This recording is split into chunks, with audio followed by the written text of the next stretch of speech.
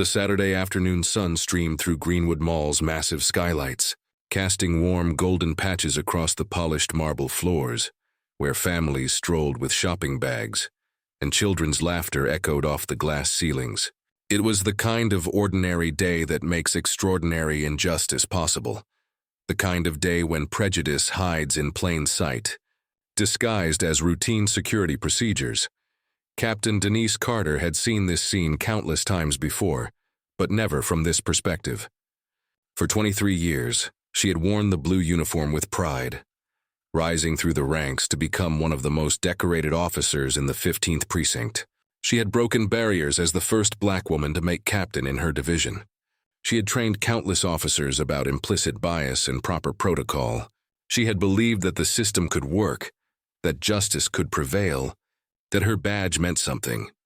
But on this particular Saturday, wearing civilian clothes and carrying a leather purse instead of a service weapon, Captain Denise Carter was about to discover that in America, a black woman's accomplishments could be erased in an instant by the color of her skin. What makes this story essential to hear? You might ask. Because it's not just about one woman's humiliation, it's about the machinery of racial profiling that operates so smoothly, we barely notice it grinding lives beneath its wheels. It's about how quickly protect and serve becomes suspect and subdue when the person standing before authority wears black skin. It's about the moment when someone who has dedicated her life to law enforcement becomes its victim and finds the strength to fight back not just for herself, but for every nameless person who has suffered the same indignity in silence. This is the story of how one woman's worst day became her community's awakening. This is the story of what happens when the system designed to protect us fails us completely, and what it takes to build something better from the wreckage. Denise Carter wasn't supposed to become a police officer. Growing up in the projects of East Baltimore, she had watched her older brother Marcus get stopped and frisked so many times that he began planning his entire wardrobe around what wouldn't look suspicious to police. Their mother, a cafeteria worker who raised 3 children alone after their father died in a factory accident, taught them that survival meant being invisible to authority. "Don't give them a reason to notice you," she would say, her voice carrying the weight of hard-earned wisdom. "Keep your head down, answer yes sir and no sir, and get home safe." But Denise had never been good at keeping her head down. Even as a child, she possessed an unshakable sense of justice that made her speak up when other kids were being bullied. She was the one who reported the drug dealer operating near the playground to her teacher, not understanding why her mother cried when she found out. She was the one who organized a petition in middle school when the cafeteria stopped serving free lunch to kids whose parents were late with paperwork. The moment that changed everything came when she was 16. Walking home from her part-time job at the library, she witnessed a white police officer slamming a black teenager against a brick wall while the boy's mother screamed from their doorway. Denise stopped, pulled out her emergency cell phone, and began recording. The officer noticed her, approached with that particular swagger some cops developed, and demanded she delete the footage. "You're interfering with police business." "Little girl," he snarled, his face inches from hers. "No, I'm exercising my constitutional rights," Denise replied, her voice steady despite her racing heart. "And you're violating that boy's civil rights." The officer grabbed for her phone, but Denise was faster. She sprinted 3 blocks to the community center, where she knew adults who would protect her. The video she captured became crucial evidence in a case that resulted in the officer's dismissal and the city's first settlement for police misconduct in a decade. That night, as her mother hugged her and cried, Denise made a decision that would define the rest of her life. "I'm going to become a cop," she announced. "But I'm going to be the kind of cop who protects people like us, not hurts them." The years that followed were a masterclass in persistence. While her friends were partying, Denise was studying criminal justice at community college, working double shifts at the library to afford textbooks. She aced the police academy entrance exam on her first try, graduating at the top of her class, despite being one of only 3 black women in a cohort of 65 recruits. But academic excellence couldn't prepare her for the reality of wearing a badge while black. Her white colleagues made jokes about affirmative action hires, ignoring her superior test scores. Citizens she was trying to help sometimes looked at her with suspicion, questioning whether she was a real officer. And always, there was the awareness that her uniform couldn't protect her from racism. It could only redirect it.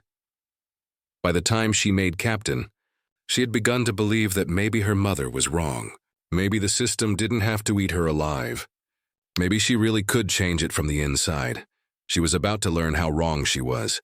The boutique's air conditioning blasted too cold against Denise's skin as she examined a delicate silver bracelet, turning it over in her hands while considering whether it would suit her niece Tiana's graduation gift.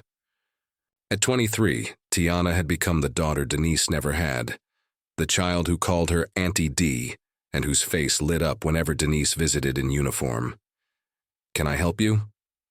The voice cut through Denise's contemplation like a blade. She turned to find a saleswoman approaching, her smile not reaching her eyes as she took in Denise's casual jeans, comfortable sneakers, and the leather purse hanging from her shoulder. Denise recognized the tone immediately. It was the same voice store employees used when they thought you didn't belong, when they were trying to determine whether you were worth their time or whether they needed to keep an eye on you. "Just looking." "Thank you," Denise replied, her voice calm and professional despite the familiar tightness forming in her chest. The saleswoman, Linda, according to her name tag, positioned herself between Denise and the exit. "We have some lovely pieces in our discount section," she said, gesturing toward the back. "Much more. Affordable for everyday wear." The implications hung in the air like smoke. Denise felt her jaw tighten, but she kept her expression neutral. She had learned long ago that showing anger in situations like this only confirmed whatever suspicions were already forming. "I haven't put anything in my bag," Denise said eventually. "And you have no right to search my personal property without probable cause." Linda's face flushed red. "Don't you dare tell me what rights I have in my own store. I saw you steal that bracelet." The first security guard arrived within minutes, a thick-necked white man named Miller, who filled the boutique's doorway with his bulk. His hand rested casually on the pepper spray attached to his belt. "We got a problem here?" he asked, his gaze sliding past Denise as if she were already guilty. The second security guard arrived moments later, Davis, thinner than Miller, but with the same casual menace. Together they formed a human barrier between Denise and the exit. The sound of approaching sirens cut through the tension. Through the boutique's glass walls, Denise watched Officer James Raines step out of his cruiser. When his gaze landed on Denise, something flickered across his face. Recognition, perhaps, or maybe just the calculation of threat assessment.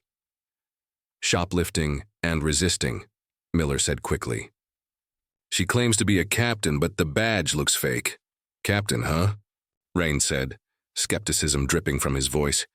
"Which precinct?" "The 15th, Denise replied. "I've been on the force for 23 years. Raines pulled out his radio and made the call. When he looked back at her, his eyes had gone cold. "Well, Captain Carter, dispatch says you're suspended pending investigation. Something about excessive force complaints." The words hit Denise like physical blows. She had never been suspended, never faced excessive force complaints. "You're making a mistake," she said. Raines stepped closer. "Are you calling me a liar, Captain? Because that's starting to sound like obstruction of justice." The moment when Raines grabbed her shoulder and slammed her against the boutique's glass wall happened so quickly that Denise barely registered the transition from standing to falling. One moment she was upright, and the next she was pressed against the cold glass with her arm twisted behind her back. "Stop resisting." Raines barked, though Denise wasn't resisting at all. The handcuffs clicked shut unnecessarily tight, metal biting into skin that had never been constrained this way despite decades of service. Denise felt the symbolic weight, not just the physical restriction, but the way they reduced her from captain to criminal in an instant. "I am Captain Denise Carter," she said again, though she knew the words were meaningless now. "I have served this community for 23 years. But Raines wasn't listening. He was already moving toward the exit, his hand firm on her restrained arm. As they walked through the mall, Denise became aware of the spectacle. Black woman in handcuffs, white officer escorting her with casual confidence. Parents pulled their children closer. Shoppers stopped to stare. And always there were the cell phones recording everything. The familiar landscape of the mall had become alien territory, every storefront a witness to her degradation. She thought of all the times she had walked through these same corridors in uniform, how differently people had looked at her then, with respect rather than suspicion, with confidence rather than fear. In this moment, her badge meant nothing. Her 23 years of service meant nothing. Her exemplary record meant nothing. All that mattered was that she was black in a space where blackness itself had become probable cause. The holding cell smelled of industrial disinfectant and despair. Denise sat on the metal bench, her wrists still bearing the faint red marks from handcuffs. Through the bars, she could see officers she had worked with for years passing by without meeting her eyes. Her phone call had gone straight to voicemail. Carla Johnson. Her attorney friend was probably in court. Denise had left a message that felt inadequate. Carla, it's D. I'm at the 23rd precinct. False arrest, racial profiling, whole 9 yards. Call me when you get this. The real blow came when Officer Patricia Kim arrived with paperwork. Captain Carter, she said quietly.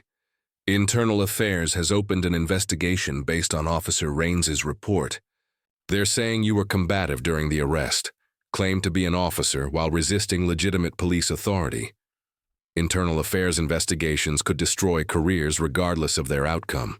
Raines wasn't just covering his mistakes. He was actively trying to destroy her reputation, her livelihood, her entire professional identity. Patricia, Denise said, keeping her voice level despite the rage building in her chest. You know me. You know I would never impersonate an officer. You know my record, my reputation.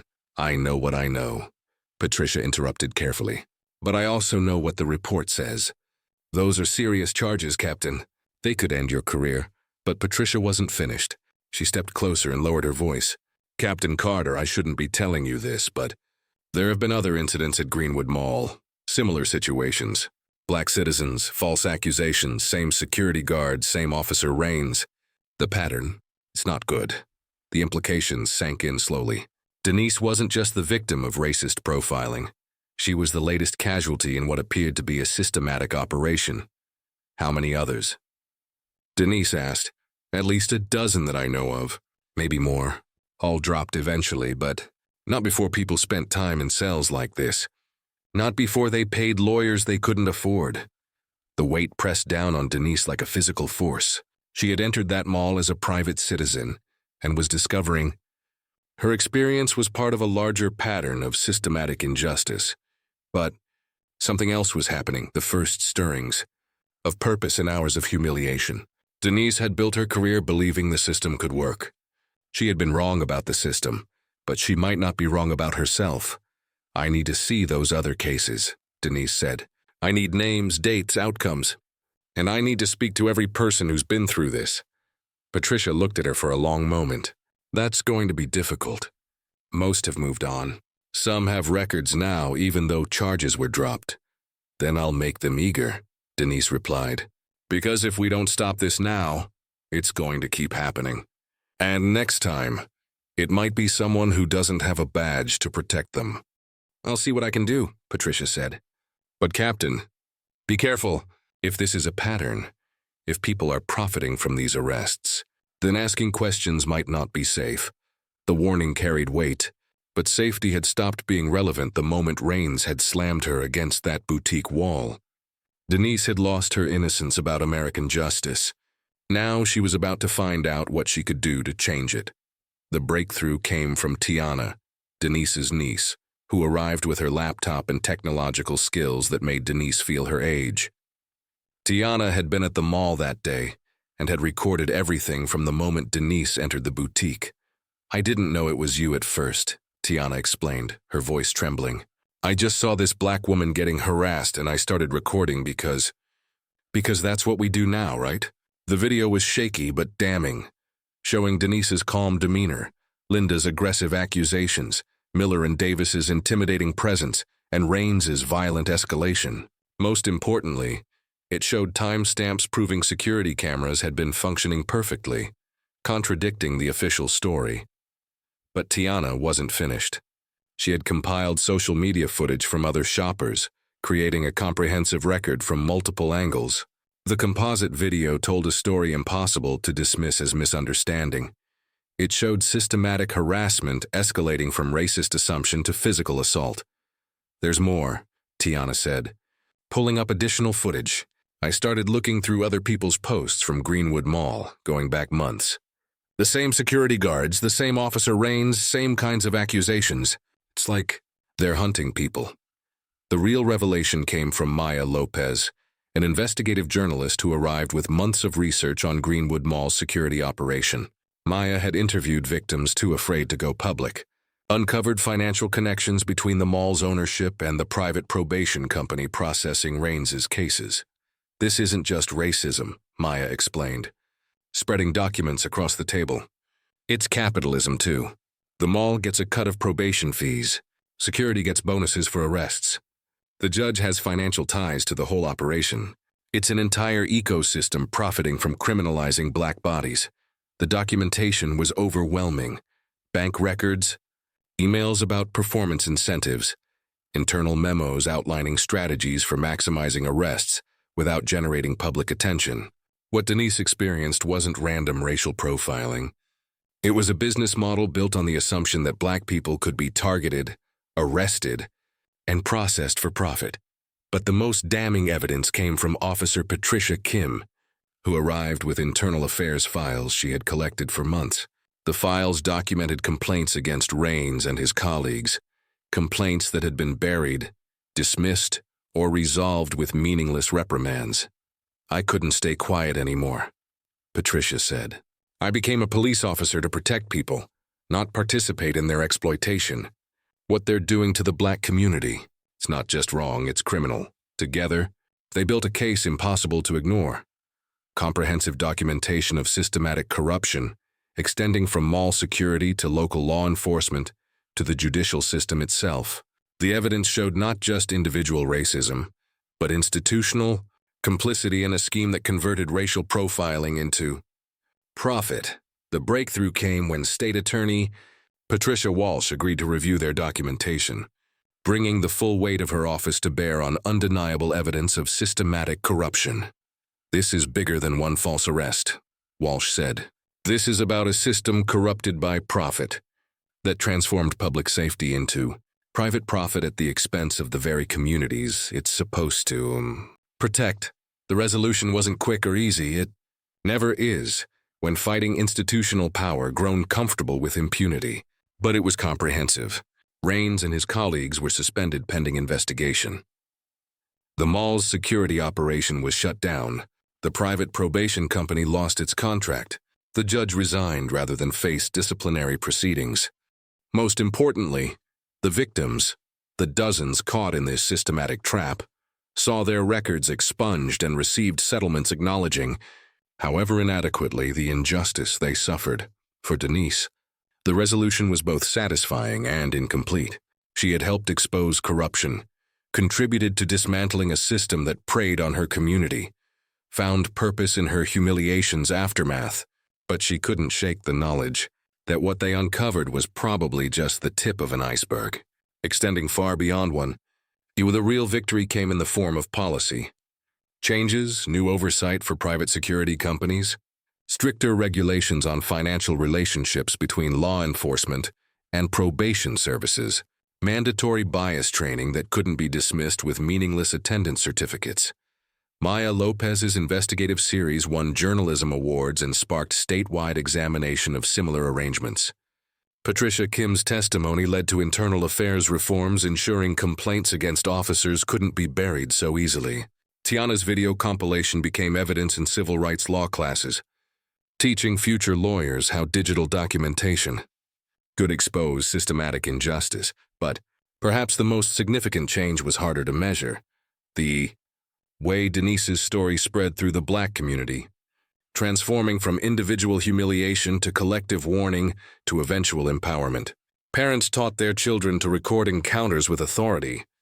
Community activists organized surveillance of surveillance, documenting security guards and police officers who seemed to target black shoppers.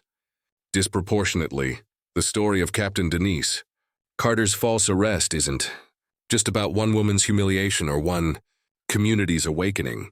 It's about the machinery of racial profiling operating so efficiently, we barely notice it grinding lives beneath its wheels. It's about how quickly protect and serve becomes suspect and subdue when blackness itself is treated as probable cause. What makes this story essential isn't just the injustice Denise suffered. It's the systematic corruption she helped expose, the institutional conspiracy that transformed racial profiling into profit, the way individual prejudice merged with capitalist incentive to create something far more dangerous than random discrimination. But this is also a story about resilience, about the moment when personal humiliation transforms into collective action, when individual suffering becomes the catalyst for systematic change. Denise could have walked away with nothing more than bitterness and a settlement check. Instead, she chose to fight, not just for herself, but for every nameless person who had suffered the same indignity in silence. The lessons resonate far beyond Greenwood Mall. They speak to the larger truth about racial justice in America. That individual prejudice is dangerous, but institutional complicity is catastrophic. That racism isn't just about personal hatred, but about systematic advantage. That change doesn't come from waiting for the system to correct itself, but from people willing to risk everything to force correction. Captain Denise. Carter's story shows us what's possible when someone who knows the system from the inside decides to fight it from the outside. It shows us that the badge meant to protect can become a target, but also that the same authority meant to intimidate can become a tool for justice. Her story continues to resonate because the forces it exposes haven't disappeared. They've just adapted, evolved, found new ways to profit from the criminalization of black bodies. Understanding how they work is essential to dismantling them. But perhaps the most important lesson is the simplest, that change happens when people who have been wronged decide to fight back. When they transform personal pain into collective action, when they refuse to accept that this is just how things are. This story ends not with once upon a time, but with to be continued, because the work of justice is never finished, and the fight for racial equality is never won. It simply transforms, adapts, and continues, carried forward by people who refuse to accept that this is the best we can do. Her story is our story, and it's not finished yet. Injustice anywhere is a threat to justice everywhere. We are caught in an inescapable network of mutuality, tied in a single garment of destiny. Whatever affects one directly affects all indirectly. Dr. Martin Luther King, Jr. Call to action. If this story moved you, share it. If it angered you, channel that anger into action. Support organizations working for police accountability. Advocate for civilian review boards. Record encounters with authority when you see them happening. And most importantly, never forget that change begins when we refuse to accept that this is just how things are. The fight continues. The story isn't over. The work is never finished. But together, we can ensure that the next Captain Denise Carter never has to experience what this one endured. Together, we can build the world we keep pretending already exists. Together, we can choose justice.